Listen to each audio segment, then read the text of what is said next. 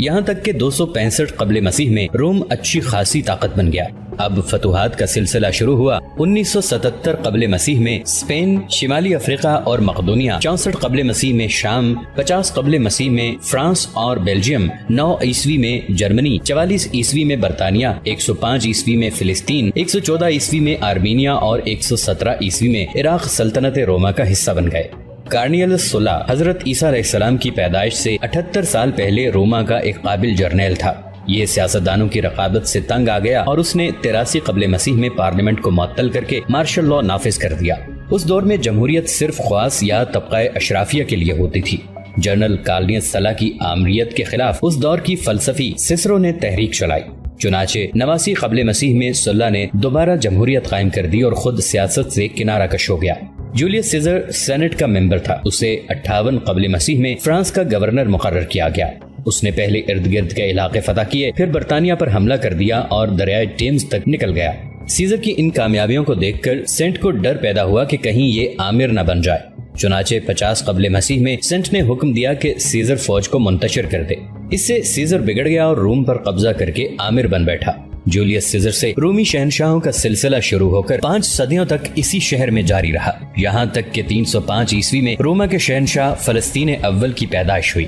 اس نے 330 عیسوی میں ایک گاؤں بائزنٹینیم کو اپنا پایا تخت بنا لیا اور پھر یہ گاؤں بائزنٹینیم کے بجائے قسطنطین اول کے نام پر قسطنطنیہ کہلانے لگا۔ قسطنطین اول کی وفات کے بعد اس کے بیٹوں کے درمیان اختلافات پیدا ہوئے اور سلطنت 2 حصوں میں تقسیم ہو گئی۔ ایک حصہ قسطنطنیہ کہلایا اور دوسرا حصہ جو روما میں تھا روم کہلایا۔ بعد ازاں ان دونوں حصوں کے مذہبی اختلافات بھی پیدا ہو گئے اور روما کے لوگوں نے رومن کیتھولک مذہب اختیار کر لیا، جبکہ قسطنطنیہ میں یونانی کلیسا کے ماتحت دی ہولی آرتھوڈاکس کا مذہب رائج تھا۔ قسطنطین اول کے بعد قسطنطین 12 یعنی 12 تک اس سلطنت میں یعنی قسطنطنیہ میں 82 شہنشاہ گزرے، جن میں صرف قسطنطین نام کے شہنشاہوں کی تعداد 12 ہے۔ قسطنطنیہ کے ان شہنشاہوں کو قیاصرائے روم کے نام سے یاد کیا جاتا ہے۔ تب رومی سلطنت 2 حصوں میں بٹی ہوئی تھی، غربی شاخ رومن امپائر اور مشرقی شاخ بیزنٹینین امپائر کے نام سے مشہور ہوئی۔ ہرقل یا قسطنطین سوئم جو کہ 610 عیسوی سے 641 عیسوی تک قسطنطنیہ کا شہنشاہ تھا، اس لیے مشہور ہے کہ اس کی طرف نبی کریم صلی اللہ علیہ وآلہ وسلم نے 630 عیسوی میں خط لکھا تھا اور اسے دعوت اسلام دی تھی۔ سلطان محمد فاتح کے زمانے میں قسطنطنیہ پر قسطنطین نامی 12ویں شہنشاہ کی حکومت تھی۔ زمانہ قدیم میں روم، ایتھنز اور قسطنطنیہ کی عظمت کا بڑا شہرہ تھا اور یہ شہر 1100 سال سے رومی سلطنت کا ایک بڑا مرکز تھا۔ قاسم بن حشام قسطنطنیہ کے بارے میں یہ ساری معلومات پہلے سے جانتا تھا۔ اسے تو عیسائی مذہب اور فرقوں کی بہت سی معلومات تھیں اور وہ شہنشاہ کے حسب و نسب سے بھی خوب واقف تھا۔ وہ جانتا تھا کہ قسطنطنیہ کے قیصر نے جب عیسوی مذہب قبول کیا تو وہ عیسوی سلطنت اور ایران کی مجوسی سلطنت میں بار بار لڑائیاں ہوئیں۔ یہ قیصر و کسرا یا روم و فارس کی لڑائیاں تھیں۔ ان لڑائیوں کا سلسلہ جاری ہی تھا کہ ملک عرب میں اسلامی سلطنت نے قائم ہو کر مجوسیوں اور عیسائیوں دونوں کو مبہوت کر دیا۔ مجوسی سلطنت مسلمانوں کے ہاتھوں پاش پاش ہو کر معدوم ہو گئی، لیکن قسطنطنیہ کی عیسائی سلطنت عرصہ دراز تک قائم رہی۔ لیکن آج قاسم اس عیسائی سلطنت کے خاتمے کا نقیب بن کر اس قدیم شہر میں داخل ہو چکا تھا۔ وہ رومیل کے گھر میں ایک رضاکار کی حیثیت سے رہ رہا تھا۔ رومیل نے اس کا نام رضاکاروں میں لکھوا دیا تھا، لیکن اسے سرکاری بیرکوں میں بھیجنے کی بجائے اپنے پاس ہی رکھا۔ قاسم بھی یہیں رہنا چاہتا تھا۔ رومیل نے اڑوس پڑوس کے لوگوں کو بتا دیا تھا کہ مورگن اس کا بھائی ہے اور بوسنیا سے آیا ہے۔ رومیل نے قاسم کا گھوڑا بھی محصول چنگی سے چھڑوا لیا تھا۔ اب قاسم کے لیے اپنا کام کرنے کا کھلا موقع تھا، کیونکہ قسطنطنیہ میں اسے اس کی توقع کے برعکس انتہائی محفوظ اور گھر جیسا ماحول میسر آ گیا تھا۔ اسے سب سے زیادہ خوشی بریٹا سے مل کر ہوئی تھی، کیونکہ بوسنیا میں عباس اور مریم کی پڑوسن ہونے کے ناطے قاسم بریٹا سے قرابت دارانہ انس محسوس کرتا تھا۔ انہی خیالات میں گم اپنے گھوڑے پر سوار وہ آیا صوفیہ کے سامنے سے گزرا۔ اس نے اپنے چہرے کو ایک چادر کے پلو کے ساتھ چھپا رکھا تھا۔ وہ جانتا تھا کہ آیا صوفیہ میں ابو جعفر موجود تھا۔ وہ ابھی اس کے سامنے نہیں آنا چاہتا تھا۔ یہ دی ہولی آرتھوڈاکس چرچ تھا اور روما کے قدیم مرکز کی طرح یہ بھی عیسائی دنیا کا روحانی مرکز تھا۔ اگرچہ قسطنطنیہ روم سے بعد میں قائم ہوا تھا، لیکن مذہب کے لحاظ سے قسطنطنیہ قدیم فرقے کا کاربن تھا۔ اس کے برعکس رومن چرچ رومن کیتھولک مذہب والوں کے ماتحت تھا۔ آیا صوفیہ کی عمارت دیکھ کر قاسم دنگ رہ گیا۔ یہ عظیم الجثہ عمارت دیو مالائی دور کی یادگار لگتی تھی، لیکن اپنی قدامت کے باوجود اس میں بوسیدگی نام کی کوئی چیز نہ تھی، کیونکہ یہ عیسائیوں کا روحانی مرکز تھا اور ہر شہنشاہ اسے سجانے اور خوبصورت بنانے میں کوئی کسر باقی نہیں رہنے دیتا تھا۔ इमारत का दरवाजा 2 अदद बड़े बड़े बुर्जनुमा सुतूनों के दरमियान चमकदार पीतल का था। इस पर सोने से बनी एक बड़ी सलीब नस्ब थी। ये कलीसा कुस्तुंतीन अव्वल ने सबसे पहले 360 ईस्वी में मुकम्मल तौर पर लकड़ी से तामीर किया था। 6वीं सदी ईस्वी में ये कलीसा जल गया तो इसी जगह कैसर जस्टिनिन ने 532 ईस्वी में इसे पुख्ता तामीर करना शुरू कर दिया। इसकी तामीर 5 साल 10 महीने में मुकम्मल हुई। 10,000 मेमार इसकी तामीर पर मामूर रहे और इस पर 10 लाख पाउंड खर्च आया। इसकी तामीर में कैसर ने दुनिया के मुतनव्वे संगे मरमर इस्तेमाल किए। फ्रेजिया का सफेद, लकोनिया का सब्ज, लीबिया का नीला, स्लेटिक का स्याह और बास्फोरस का स्याह धारीदार संगे मरमर मंगवाया गया। मिस्र का संगे सितारा भी मंगवा कर इसमें इस्तेमाल किया गया। दुनिया भर के कलीसाओं ने इसकी तामीर में बहुत से नवादिरात नजराने के तौर पर भेजे। इसकी तामीर में दुनिया भर के खास मसाले इस्तेमाल किए गए। चुनाचे जब जस्टिनिन इसकी तकमील के बाद पहली बार इसमें दाखिल हुआ तो उसने कहा, सुलेमान, मैं तुम पर सबकत ले गया। हजरत सुलेमान अलैहिस्सलाम ने बैतुल मक़दिस तामीर किया था। जस्टिनिन के गुस्ताखाना जुमले का इशारा भी इसी तरफ था। कासिम आया सूफिया के सामने घोड़े से न उतरा। वो अभी तक इस शानदार इमारत के शहर से न निकल सका था। कासिम ने अपना घोड़ा इस अजीम चर्च के बाहर कदरे फासले पर खड़ा किए रखा और इस अजीम इबादतगाह को देखता रहा। उसके सामने चर्च में जाने के लिए बाहरी दरवाजा खुला था। गुज़िश्ता 1000 साल से आया सूफिया की इमारत ईसाइयों के रूहानी मरकज के तौर पर इस्तेमाल होती रही। इसकी बैरूनी दीवार पर हजरत ईसा अलैहिस्सलाम के नाम और पुलिस रसूल की बड़ी बड़ी तस्वीरें बनी हुई थी। कासिम ने आया सूफिया के नजदीक जाना भी मुनासिब न समझा, हालांकि उसके गले में सलीब लटक रही थी। वो एक ईसाई इबादत गुजार की हैसियत से आया सूफिया में दाखिल हो सकता था, लेकिन वो यहाँ इबादत करने नहीं आया था। वो तो आया सूफिया को देखने आया था, जहाँ अनकरीब रूमी और बाज़ंतीनी कलीसाओं के इत्तेहाद के लिए एक बड़ी मजलिस मुनक्किद होने वाली थी। कासिम चाहता था कि इस मजलिस की सनगुन ले और जिस तरह मुमकिन हो सके वो कोशिश करे कि इस मौके पर इन दोनों फरीकों के माबैन इत्तेहाद ना हो। दी होली ऑर्थोडॉक्स चर्च और रोमन कैथोलिक चर्च के इत्तेहाद में सुल्तान मोहम्मद फातेह का भी बहुत नुकसान था, क्योंकि रोमा का बड़ा रूहानी पेशवा पापाए रोम यानी पोप जॉन निकलसन पूरे मगरबी यूरोप पर बिला शिरकत गैरे इख्तियार और उबूर रखता था और ऐन मुमकिन था कि इस इत्तेहाद के बाद पोप के हुक्म से कुस्तुनतुनिया को बचाने के लिए जर्मनी, फ्रांस, बेल्जियम, स्पेन और बरतानिया की अफवाज भी आ जाती, क्योंकि आज से 400 साल पहले इसी तरह एक पोप पेट्रोस हेरकुलिस की दरखास्त पर मगरबी यूरोप के उन तमाम मालिक ने सुल्तान सलाहुद्दीन अय्यूबी के खिलाफ एक बड़ा इत्तेहाद कायम किया था और बेशुमार जंगी बेड़े लेकर आए थे। सुल्तान ने कासिम को इसीलिए भेजा था कि वो किसी तरह इस इत्तेहाद को मुमकिन न रहने दे। अभी दोनों कलीसाओं की मुश्तरका मजलिस मुनक्किद होने में चंद दिन बाकी थे। कासिम कुछ देर खामोशी से खड़ा रहा, फिर उसने अपने सर को झटका दिया और घोड़े को एड़ लगा दी। अब वो इस चर्च में दाखिल होने के मंसूबे तजवीज देने लगा ताकि किसी ऐसे हुलिये में दाखिल हो जिसमें उसे अबू जाफर पहचान न सके। वो यही कुछ सोचता हुआ रोमेल के पास वापस लौट आया। वो जब से कुस्तुनतुनिया आया था उसके जहन पर अबू जाफर से ज्यादा कोई और चीज सवार नहीं रही थी। वो जानता था कि अबू जाफर आया सूफिया में है और उसका नाम डेमोनान है। वो बगैर किसी हिकमत अमली के डेमोनान पर हाथ नहीं डालना चाहता था। वो घर में आया तो ब्रीटा अकेली सहन में बैठी नजर आई। कासिम को देखकर वो एहतरामन उठ खड़ी हुई। कासिम ने मुस्कुराहट के साथ ब्रेटा को सलाम किया। फिर कासिम ने पूछा, सॉल्टन नजर नहीं आ रहा? वो रोमेल के बेटे की बात कर रहा था। ब्रीटा ने भी मुस्कुराते हुए जवाब दिया, वो अभी मदरसे से नहीं लौटा, लेकिन आप सुबह सुबह कहाँ चले गए थे? मैंने आपके लिए खाना तैयार कर रखा है, वो खा लीजिए। ब्रीटा का अंदाज खालिस भाभीियों जैसा था। कासिम भी उसे देखकर मुस्कुरा दिया। उसने किसी कदर अफसरदा लहजे में कहा, मैं सुबह की इबादत के लिए आज आया सूफिया जाना चाहता था, लेकिन चर्च के सामने पहुंचकर मेरा इरादा बदल गया और मैंने सोचा कि मैं उस वक्त तक चर्च में दाखिल नहीं होऊंगा जब तक इसके सर से मुसलमानों की हिलाली तलवार का खतरा नहीं टल जाता। इसे एक तरह से मेरा कौल या कसम समझ लीजिए। ब्रीटा हसरत से कासिम को देख रही थी और कासिम दिल ही दिल में मुस्कुरा रहा था कि उसने एक तीर से 2 शिकार कर लिए थे। एक तो ये कि ब्रीटा के सवाल का जवाब दे दिया था और दूसरा ये कि अपनी कसम का हवाला देकर अब वो इतवार के रोज इन लोगों के हमरा आया सूफिया जाने से बच गया था। उसने अपने आप को दाद दी, लेकिन ब्रीटा ने उसे एक अजीब बात कहकर चौंका दिया। मोर्गन, आपको देखकर न जाने क्यों मेरा दिल ये कहता है कि मैं आपको जानती हूँ। कासिम फौरन मोहतात हो गया और उसने जल्दी से बहाना बनाया, हाँ तो ये कौन सी बड़ी बात है, हम दोनों एक जगह के रहने वाले हैं, आपने जिंदगी में कहीं ना कहीं मुझे देखा ही होगा। ब्रीटा गहरी नजरों से उसे देखते हुए जवाब सुन रही थी। मान कासिम के दिल में ख्याल आया और वो उसी के बारे में सोचने लगा। वो सोच रहा था कि आया सूफिया में दाखिल होने के लिए या आया सूफिया के बारे में मालूमात हासिल करने के लिए किसी न किसी तरह ब्रीटा को इस्तेमाल करे, और इसी ख्याल के तहत उसने ब्रीटा से पूछा, आप तो जाती रहती होंगी आया सूफिया में? جی ہاں، میں ہفتے میں ایک بار دی ہولی آرتھوڈاکس چرچ ضرور جاتی ہوں۔ قاسم نے پھر کہا، پھر تو آپ کا جاننے والا بھی وہاں کوئی ہوگا؟ جی ہاں، وہاں میں کئی راہبوں کو جانتی ہوں۔ بطریق ثانی معزز ڈیمونان بھی مجھ پر مہربان ہے، لیکن آپ کو سچ بتاؤں، یہ پادری اور راہب مجھے بالکل اچھے نہیں لگتے۔ میں تو خداوند یسوع مسیح کی عبادت کے لیے وہاں جاتی ہوں، ورنہ یہ مذہبی راہبر جنہیں ہم مذہبی پیشوا سمجھتے ہیں بہت غلط لوگ ہوتے ہیں۔ مجھے ان میں صرف معزز ڈیمونان پسند ہیں۔ میں ان کا لیکچر بھی سنتی ہوں جو مہینے میں ایک بار ہوتا ہے۔ قاسم کے لیے یہ خبر محتاط کر دینے والی تھی۔ بریٹا کے ڈیمونان کے ساتھ اچھے تعلقات تھے اور ڈیمونان قاسم کو بڑی اچھی طرح جانتا تھا، کیونکہ یہ وہی ابو جعفر ہی تو تھا جس نے ادرنا میں 20 سال بسر کیے تھے اور پھر قاسم کی محبت یعنی مارسی کو زخمی حالت میں لے کر وہاں سے فرار ہوا تھا۔ مارسی کی یاد آتے ہی قاسم کے دل پر گھونسا پڑا اور وہ مارسی کے بارے میں سوچنے لگا۔ اس دوران بریٹا کھانا لینے کے لیے چلی گئی اور قاسم اپنے کمرے میں بیٹھ کر بظاہر ایک کتاب کا مطالعہ کرنے لگا، لیکن در حقیقت وہ اپنے آئندہ لاہے عمل کی منصوبہ بندی کر رہا تھا۔ بریٹا کھانا لائی تو اس نے آتے ہی پوچھا، لیکن آپ نے یہ تو بتایا نہیں کہ آپ آیا صوفیہ میں کسی شناسہ کے بارے میں کیوں پوچھ رہے تھے؟ قاسم نے اس کا جواب پہلے ہی سوچ رکھا تھا۔ اس نے کہا، میں دراصل اپنی ایک قیمتی چیز اس چرچ کو بطور نذرانہ دینا چاہتا ہوں۔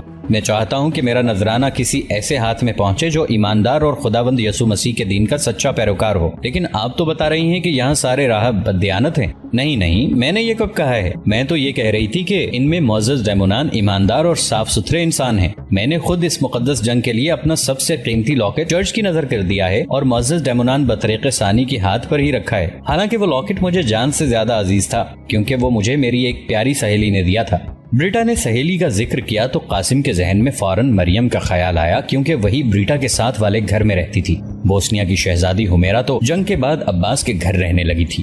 وہ دل ہی دل میں مسکرا دیا۔ وہ یہی سوچ رہا تھا کہ بریٹا نے سوال کیا، لیکن آپ کیا نذرانہ دینا چاہتے ہیں جنگ کو؟ آپ نے تو جنگ کا خطرہ ٹلنے تک وہاں نہ جانے کا فیصلہ کیا ہے۔ لائیے مجھے دیجیے، آپ کا نذرانہ میں دے آؤں گی۔ میں خود مقدس باپ ڈیمونان کے ہاتھ پر رکھوں گی۔ صورتحال نہایت دلچسپ ہو چکی تھی۔ قاسم کی منصوبہ بندی اپنی ٹھیک نہج پر چل پڑی۔ اب قاسم نے مزید راہ ہموار کرنے کی کوشش کی۔ اس نے کہا، یہ تو بہت اچھی بات ہے، آپ لے جائیں گی تو مجھے اور بھی زیادہ اچھا لگے گا، کیونکہ ظاہر ہے آپ میرے نذرانے کو کسی ایماندار شخص کے ہاتھ پر ہی رکھیں گی۔ لیکن قاسم چرچ کو نذرانہ کہاں سے دیتا؟ اس کے پاس کوئی تحفہ ہوتا بھی تب بھی وہ اسے چرچ کی نظر ہرگز نہ کرتا۔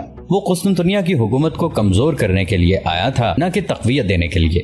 اس روز قاسم نے بریٹا کے ساتھ صرف اتنی باتیں کی اور پھر اسے یہ کہہ کر ٹال دیا کہ وہ جلد ہی اسے اپنا قیمتی تحفہ دکھا دے گا۔ ابھی قاسم کو اپنی منصوبہ بندی کے لیے بہت کچھ کرنا تھا۔ اسے دونوں کلیساؤں کی متحدہ مجلس کو سبوتاژ کرنے کے لیے ابھی بہت پینترے بدلنے تھے۔ ابھی تو وہ یہاں آیا ہی تھا، چنانچہ اس نے بریٹا کے ذہن میں کسی حد تک اپنی منصوبہ بندی ڈال دی۔ اب وہ بریٹا کو اپنے اعتماد میں لے کر مزید قدم اٹھانا چاہتا تھا۔ اس نے رومیل، بریٹا اور ان کے بچے کے ساتھ بہت زیادہ گھلنا ملنا شروع کر دیا۔ بریٹا اب قاسم کو بھائی کہہ کر پکارنے لگی۔ قاسم جب بھی باہر سے آتا بریٹا اور سولٹن کے نئے کپڑے اور دوسری چیزیں خرید کر لاتا۔ رومیل اب قاسم کی پہلے سے بھی زیادہ عزت کرنے لگا تھا۔ اس نے قاسم کا نام رضاکاروں میں تو لکھوا دیا تھا، لیکن ابھی قاسم نے اپنے فوجی فرائض نہیں سنبھالے تھے۔ قاسم نے خود کہا تھا کہ وہ کچھ دن قسطنطنیہ شہر اچھی طرح دیکھ لینا چاہتا ہے۔ آیا صوفیہ کا ایک چکر لگانے کے بعد قاسم پھر اس طرف نہ گیا۔ وہ ابھی اپنے پلان کو مضبوط کیے بغیر ڈیمونان سے ٹکر نہیں لینا چاہتا تھا۔ چنانچہ اپنی حکمت عملی پر عمل پیرا ہونے کے لیے اس نے مزید معلومات حاصل کرنے کا فیصلہ کیا۔ وہ آیا صوفیہ کے تمام مذہبی نظام کو سمجھنا چاہتا تھا۔ وہ بازنطینی افواج کے سپہ سالار نوٹراس کی صلاحیتوں اور ارادوں سے اپنے سلطان کو باخبر رکھنا چاہتا تھا۔ وہ محاصرے سے پہلے فصیل اور سینٹ رومانس کا دروازہ، گولڈن ہارن کی بندرگاہ، اہل قسطنطنیہ کے رسد کے ذرائع اور گولڈن ہارن پر لٹکی وہ زنجیر دیکھنا چاہتا تھا جو گولڈن ہارن کا راستہ بند کر دیتی تھی۔ وہ ایک تو مرتبہ رومیل سے گولڈن ہارن کی عجوبہ روزگار زنجیر دیکھنے کی خواہش کا اظہار کر چکا تھا، اور پھر ایک روز رومیل اسے ایک فوجی کشتی میں بٹھا کر گولڈن ہارن کی زنجیر دکھانے لے گیا۔ قاسم نے یہ دیو ہیکل آہنی زنجیر دیکھی اور اس کے دونوں سروں کا پوری نظر سے جائزہ لیا۔ اسے یہ دیکھ کر مایوسی ہوئی کہ دوران محاصرہ اس زنجیر کو توڑنا ممکن نہیں تھا۔ شاید اربان کی توپ کا 30 انچ موٹا گولا اس کے ٹکڑے کر دیتا، لیکن اس کے قریب کسی توپ کو لانا یا نصب کرنا ہی سرے سے ناممکن تھا، کیونکہ اربان کی توپیں نقل و حرکت کے حوالے سے زیادہ اچھی نہیں تھیں، لہٰذا انہیں دوران جنگ ادھر سے ادھر حرکت نہیں دی جا سکتی تھی۔ قاسم زنجیر توڑنے کا خیال دل سے نکال کر گھر واپس لوٹ آیا، لیکن اس نے فیصلہ کیا کہ وہ 1-2 دن میں اب تک حاصل ہونے والی تمام معلومات کی تفصیل سلطان محمد خان کی جانب روانہ کر دے گا۔ لیکن اس کے لیے اس کا رومیلی حصار جانا ضروری تھا۔ چنانچہ قاسم نے سلطان کے نام ایک تفصیلی خط لکھا اور انتہائی برق رفتاری سے رومیلی حصار کی سفر پر روانہ ہوا۔ اب وہ قسطنطنیہ کی فوج کا ایک سپاہی تھا، لہٰذا اسے کوئی فکر نہ تھی۔ وہ گولڈن ہارن کا راستہ چھوڑ کر شہر کے بڑے دروازے سینٹ رومانس سے خشکی کے راستے رومیلی حصار کی جانب چلا۔ رومیلی حصار قسطنطنیہ سے صرف 5 میل دور تھا۔ چنانچہ قاسم الصبح روانہ ہوا اور دوپہر سے پہلے واپس آ گیا۔ وہ تفصیلی خط کو مصلح الدین آغا کے سپرد کر کے آیا تھا۔ کچھ روز اسی طرح کی مصروفیات میں گزر گئے۔ اسی دوران قاسم بریٹا کے ساتھ ایک بھائی کی حیثیت سے بہت زیادہ قربت پیدا کر چکا تھا۔ اب تو بریٹا اٹھتے بیٹھتے قاسم کا ہی ذکر کیا کرتی تھی، اور پھر ایک روز مذاق ہی مذاق میں بریٹا نے قاسم سے کہہ دیا، چھوڑو بھیا، تم تو ایسے بھائی ہو کہ ابھی تک مجھے وہ تحفہ بھی نہیں دکھایا جس کا تم نے ذکر کیا تھا اور کہا تھا کہ تم اسے چرچ میں دینا چاہتے ہو۔ قاسم کو غالباً اسی دن کا انتظار تھا۔ اس نے فوراً کہا، ارے میری پیاری بہن، اس تحفے کی کیا قیمت، میں تو تم پر اپنی جان بھی نثار کر سکتا ہوں، لیکن ایک بات ہے، میں تحفہ جب بھی چرچ کی نظر کروں گا تو اپنے ہاتھ سے یہ فریضہ ادا کروں گا۔ کیا ایسا نہیں ہو سکتا کہ ہم لوگ آج کل میں فادر ڈیمونان کو کھانے کی دعوت دیں؟ اگر ایسا ہو جائے تو میں اپنا تحفہ بدست خود ان کی نظر کروں گا۔ تم جانتی ہو کہ میں آیا صوفیہ نہ جانے کا قول دے چکا ہوں۔ تم مقدس باپ کو اپنے گھر بلاؤ گی تو ہم ان سے برکت بھی لیں گے اور انہیں مقدس جنگ کے لیے تحائف بھی نظر کر دیں گے۔ قاسم کو یہ بات کہتے ہوئے توقع نہ تھی کہ اس طرح ہو جائے گا، لیکن وہ بریٹا کا جواب سن کر ششدر رہ گیا۔ ارے یہ تو آپ نے بڑے کام کی بات کہہ دی، میں خود بہت عرصے سے سوچ رہی تھی کہ کسی دن مقدس باپ کو اپنی دعوت پر بلاؤں۔ میں نے رومیل کے ساتھ بات کی تھی، لیکن وہ فوجی ہے نا، اسے مذہبی لوگوں کے ساتھ زیادہ دلچسپی نہیں ہے۔ بھیا مورگن، تم تو بہت ہی زیادہ مذہبی آدمی ہو، ہے نا؟ قاسم کا تیر ٹھیک نشانے پر بیٹھ چکا تھا۔ وہ دل ہی دل میں بہت خوش ہوا۔ اب وہ ڈیمونان کو اپنی چالاکی کے ذریعے اس کے بل سے نکالنے میں کامیاب ہونے والا تھا۔ وہ چاہتا تھا کہ کسی طرح ڈیمونان سے مارسی کی کہانی اگلوا سکے، لیکن یہ بڑا سمجھداری کا کام تھا اور اس کے لیے ضروری تھا کہ وہ پہلے بریٹا کو ذہنی طور پر اچھی طرح تیار کر لیتا۔ چنانچہ اس نے فیصلہ کیا کہ وہ بریٹا کو مارسی کے بارے میں سب کچھ بتا دے گا۔ ظاہر ہے وہ بریٹا سے مارسی کے بارے میں صرف یہی کچھ بتا سکتا تھا کہ مارسی نامی ایک لڑکی کبھی اس کی محبت تھی جسے ڈیمونان کسی طرح اس سے چھین کر لے گیا تھا۔ وہ بریٹا کے سامنے ڈیمونان کا شکوہ بھی نہیں کرنا چاہتا تھا، چنانچہ اس نے ایک جھوٹی موٹی کہانی بنانا شروع کر دی۔ دراصل قاسم ابو جعفر کو مارسی کا پتہ حاصل کرنے کے بعد اپنے انتقام کا نشانہ بنانا چاہتا تھا۔ وہ آیا صوفیہ کے اس بطریق اعظم ثانی ابو جعفر یا ڈیمونان کو جان سے مار کر اس کا الزام رومن کیتھولک چرچ والوں پر ڈالنا چاہتا تھا تاکہ دونوں کے درمیان نفرت کی خلیج حائل ہو سکے۔ چنانچہ وہ سوچنے لگا کہ بریٹا کو کس طرح راستے پر لائے۔ اس نے مارسی کے متعلق ایک دردناک کہانی گھڑی اور ابھی وہ یہ کہانی بریٹا کو سنانے کے بارے میں سوچ ہی رہا تھا کہ بریٹا نے سوال کر دیا، لیکن تم نے ابھی تک وہ تحفہ تو مجھے دکھایا ہی نہیں، آخر وہ ایسی کیا چیز ہے جو تم مجھ سے چھپا رہے ہو؟ قاسم کیا کہتا، اس کے پاس تو کوئی تحفہ تھا ہی نہیں۔ اس نے بریٹا کو یہ کہہ کر خاموش کر دیا، ہاں ضرور دکھاؤں گا، لیکن اس سے پہلے میں تمہیں ایک دلچسپ کہانی سنانا چاہتا ہوں جو میری اپنی زندگی کی کہانی ہے۔ بریٹا ایک دم مسحری پر بیٹھ گئی اور اس کی آنکھیں دلچسپی سے چمکنے لگیں اور اس نے کہا کہ ضرور سناؤ، مجھے تمہاری کہانی سن کر بہت خوشی ہوگی۔ قاسم اپنی گھڑی ہوئی کہانی سنانے سے پہلے ڈیمونان کی دعوت والی بات پکی کرنا چاہتا تھا۔ اس نے بریٹا کی آنکھوں میں جھانکتے ہوئے کہا، اپنی داستان دل پذیر میں تمہیں اس وقت سناؤں گا، آج تم مقدس باپ کو مدعو کرنے کا کام مکمل کر لو۔ بریٹا اس بات پر راضی ہو گئی اور اسی روز آیا صوفیہ جانے کا ارادہ کر لیا۔ جانے سے پہلے قاسم نے اسے روکا اور کہا، دیکھو تم ابھی فی الحال میرا ذکر مقدس باپ کے سامنے مت کرنا، میں چاہتا ہوں کہ ان سے بغیر کسی تعارف کے ملوں۔ بریٹا ایک دم رک گئی اور حیرت سے قاسم کی جانب دیکھنے لگی۔ مورگن کیا بات ہے، تم آج بہت پراسرار قسم کی باتیں کر رہے ہو، پہلے تم نے مجھے تحفہ نہیں دکھایا، پھر مجھے تم اپنی کہانی سنانا چاہتے تھے وہ بھی نہیں سنائی، اور اب تم اپنا نام چھپانے کی بات کر رہے ہو۔ تم مجھے کھل کر بتاؤ تمہارے دل میں کیا ہے، میں ہر طرح سے تمہارے ساتھ تعاون کرنے کو تیار ہوں۔ تم جانتے نہیں کہ میرا کوئی بھائی نہیں، میں تمہیں اپنے چھوٹے بھائی جیسا سمجھتی ہوں، تمہارے ذکر کے بغیر تو دعوت کی بات میں کشش ہی نہیں رہتی۔ تم چرچ کو قیمتی تحفہ نظر کرنا چاہتے ہو، اسی بنا پر تو میں مقدس باپ کو دعوت دینے جا رہی ہوں۔ قاسم بری طرح سٹپٹا گیا، وہ نہیں چاہتا تھا کہ بریٹا ڈیمونان کے ساتھ اس کا ذکر کسی اجنبی مہمان کی حیثیت سے کرے۔ وہ ابو جعفر کے شاطر ذہن کو جانتا تھا، جنگ کے دنوں میں کسی شہری کا اجنبی مہمان ابو جعفر جیسے شخص کو کھانے کی دعوت دے تو ابو جعفر کو دال میں کچھ کالا بھی نظر آ سکتا تھا۔ چنانچہ قاسم نے بریٹا سے پوچھا، تو پھر تم کس حیثیت سے میرا تعارف کراؤ گی؟ اپنے بھائی کی حیثیت سے، البتہ میں تمہاری شان بڑھانے کے لیے یہ ضرور کہوں گی کہ تم بہت مالدار اور رئیس آدمی ہو۔ قاسم بریٹا کے سادہ انداز پر مسکرا دیا اور اسے جانے کی اجازت دے دی۔ ہمارے اس چینل کو سبسکرائب کر کے نیچے موجود بیل آئیکن کو بھی ضرور کلک کیجیے گا۔ اگلی ملاقات تک کے لیے ہمارا اور آپ کا اللہ نگہبان۔